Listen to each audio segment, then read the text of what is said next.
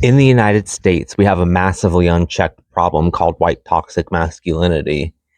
Our country is so infested with it that it has caused white men to develop aggressive masculine traits as a tool for dominance and control without even realizing how it suppresses everyone else, which is the exact method Maga used to build the foundation of its racist regime. This type of toxicity stems from generational trauma, cultural influences, societal standards, peer pressure, and one's upbringing. Our current political system feeds off a patriarchal structure, so naturally it needs white men to be toxic in order to function effectively.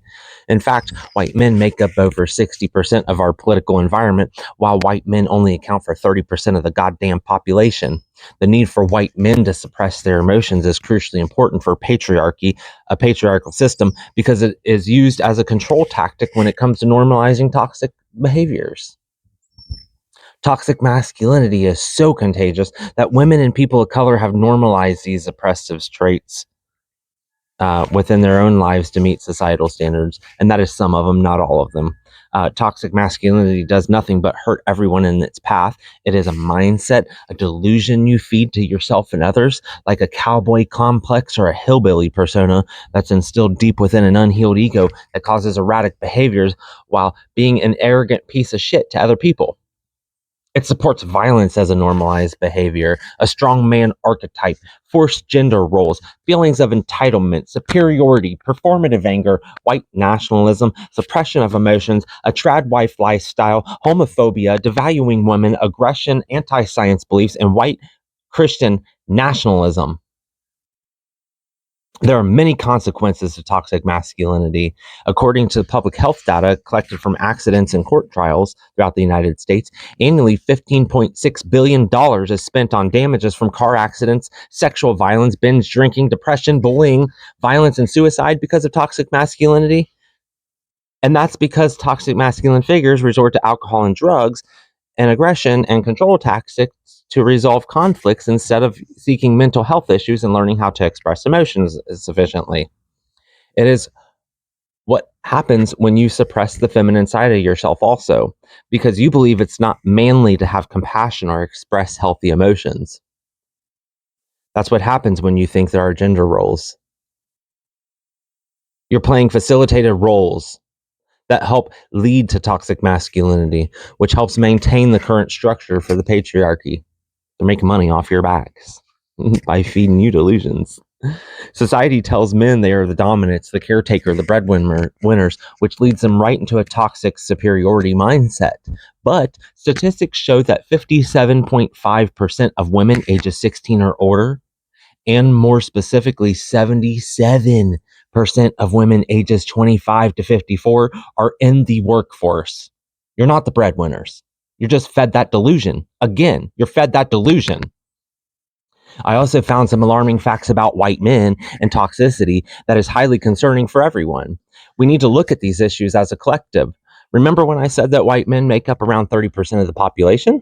Well, 55% of people convicted of kidnapping are white men. 56% of reported rapists are white men. 55% of mass shooters are white. 95.4% of them are white men. 59% of child porn arrests are white men.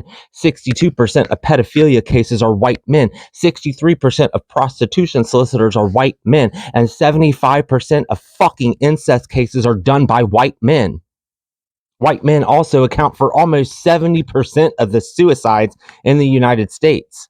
White toxic masculinity functions as a dominant behavior, yet it is one of the weakest structures for social order. Used for social order. It is simply bullying on a political level. But onto the dark side of the toxicity again. White men suffer with poor mental health, anxiety, higher rates of depression, substance abuse, and suicide as a result. The Maga movement has done a great job at harnessing toxic masculinity with a sense of promise to protect traditional patriarchy power through strength and aggression while opposing social change.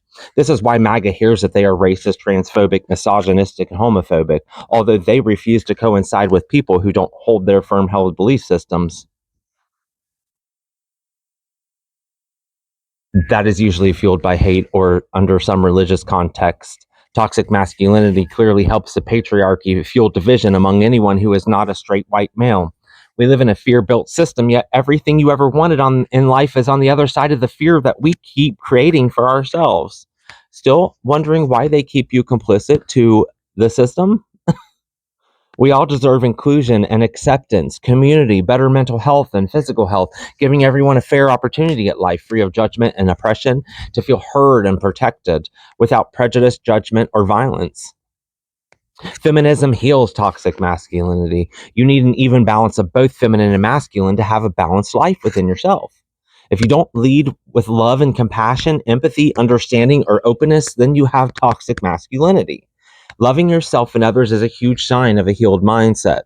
Broken people are shitty, mean, and controlling so that they can feel comfortable within their own skin.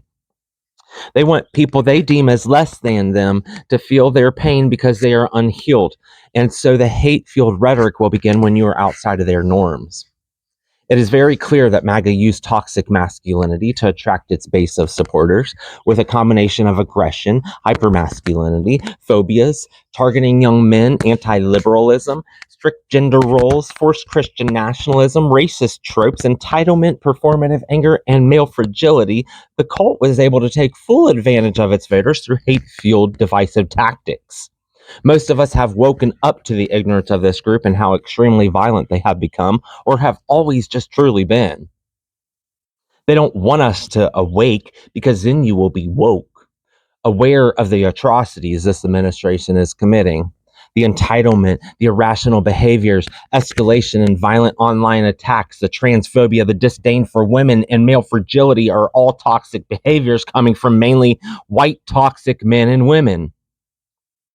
White people, when are you going to stand up for your minority family members and fucking neighbors, the people of color around you in your hometowns, in the cities, in your states that you reside in? When are you going to stand up for them? The native born, for the violence the undocumented have had to endure because of ICE agents? When are you going to wake up and see that you lead life with toxic masculinity and all this shit is normalized to your mind?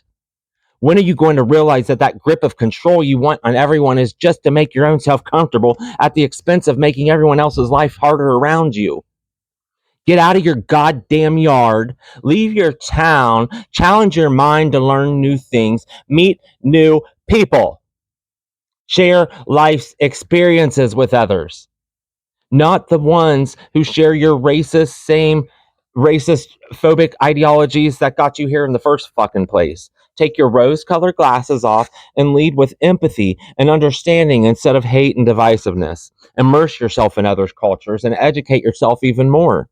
Stop judging everyone who doesn't fit your mold. Now it's time for you to wake up and be held accountable for where you have led us, though. It's time for all of you white men to be held to a certain standard like everyone else is. And government, businesses, at home, and your religion through social media, you are all at fault for a lot of fucking things that are happening right now. Now that you all have exposed yourselves associating with MAGA, the pendulum has started swinging back into your direction. We know it wasn't about cheap grocery prices. It wasn't about the hate Trump has. It was about the hate Trump has for others that appealed to you. Have you learned your lesson, MAGA? Are you going to embrace the change and coincide with others? Or are you going to continue to stay stuck in your goddamn delusion, making it harder for yourself to grow emotionally while everyone around you sees you for who you are and your unwillingness to change for the better?